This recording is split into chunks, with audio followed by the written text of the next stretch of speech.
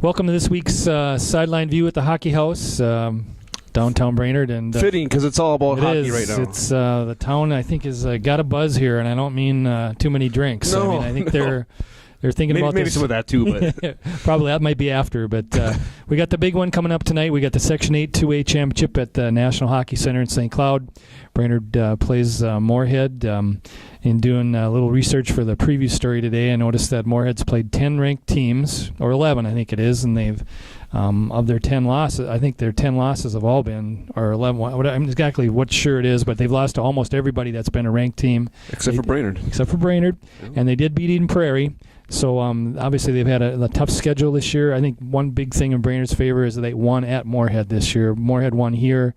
But I think winning on their home ice in Moorhead, I think, is a big advantage. I think so. Brainerd knows they can play with these guys, and I think it's going to be close.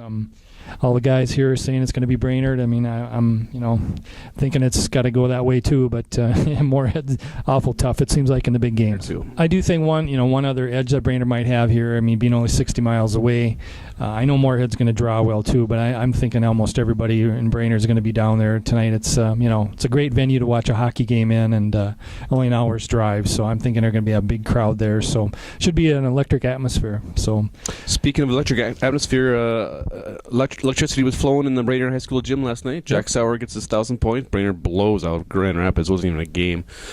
So congrats to Jack Sauer. He becomes the 9th Warrior to get 1,000 points for his career. Did it on a three-pointer. How fitting that was. Just a nice shot. So congrats to him and the Brainerd Warriors, who finished the regular season at Fergus Falls on Thursday. They've only got one loss. It's Friday, actually. Oh, Friday? I'm sorry. Yep. Friday. Yep. So they only have one loss. They'll probably win against Fergus. They should get the first seed, top seed in that section, Section 8 4A, and they'll be at home again. So Tuesday they'd open up next Tuesday. So that'll be nice. I know we were looking at their game a little bit last night. I think that was the 5th game last night that they've held a team less than 40 points, 5th or 6th game. So 21 points in it. I mean, Grand Rapids is a good 3A school. They're no slouch. They were missing their best player, but still, 21 points that's I think embarrassing. According to your story, I think they made 8 baskets the entire night. I might have even made 8 baskets in my junior high basketball career. I don't know. It's not really sure. Practice. Practice, right? Playing horse by myself. But that's some pretty good defense there. And of course, they were missing their big guy, the Illikainen kid, who's being recruited by almost every big school. It sounds like so. Not a good indicator, I suppose, of how good Grand Rapids was. But also have some big things coming up here this week. Now we've got state wrestling starts Thursday with Piers, and also state swimming for Brainerd on Friday. Yeah, and for the wrestling, Piers is going to go as a team. They start Thursday. They'll get Frazee, the number 2 seed in the tournament. Simon Waltman, he thinks that this team has potential to pull off an upset against Frazee, which has 12 of their 14 wrestlers are ranked, but Piers has some depth. They have some talent. They got ranked kids as well. They've been there the last 3 years. This will be their 3rd straight year, and it seems like Piers and Frazee are always at the state wrestling tournament. Yep. And so experience is going to be a huge factor. It just comes down to matchups and bonus points, which is always kind of the key at state tournament. Bonus points, who can get the pins, who can get the major decisions, as opposed to just winning by a decision. Then after Thursday, you have state individuals, and we have a ton, 30 wrestlers. Yep. 2 from Brainerd, Mike Bourne and Jeff Flickinger. Luke Bourne. Jeez, I'm getting these names all mixed up. There's so many good athletes in Brainerd right now. Luke Bourne, he went as an 8th grader. This is his first time back, so he's glad to finish off his senior year at the state tournament. Jeff Flickinger, a Pillager senior. This is his first state tournament. Both had to wrestle in a true second match to get there, but they should. Who are you thinking? Maybe I didn't interrupt you, but who do you think from the area is going to have a good chance to go all the way? Dre Logie from Pine River, Pequot Lakes, Pine River Bacchus road crew. He is undefeated. I think he was one loss actually. He lost once in the section finals last weekend. So he did. Yeah, he's a poor guy. Yep. You got it out of the way. He can finish out the state undefeated there. Dylan Cart from Verndale is a very good wrestler. I like Brad Meyer from Piers, but he's in the 152-pound bracket in Class A, and all 10 of the ranked guys are in that bracket. So it'll be a tough road.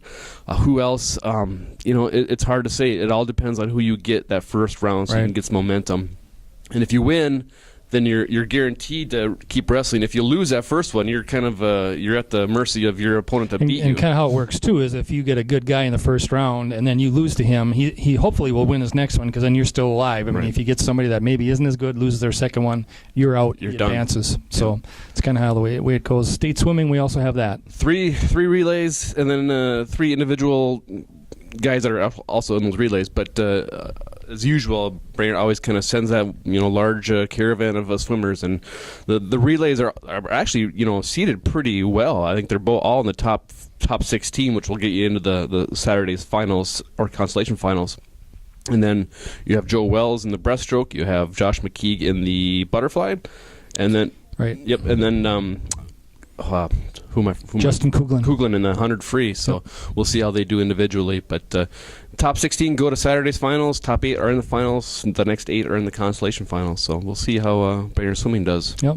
Well, we'll close it out this week. Dan Anderson predicts Brainerd victory tonight 4-2. Derek Arger's taking 5-3.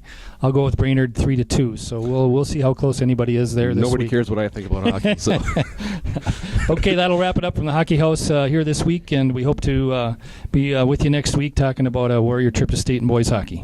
Thanks.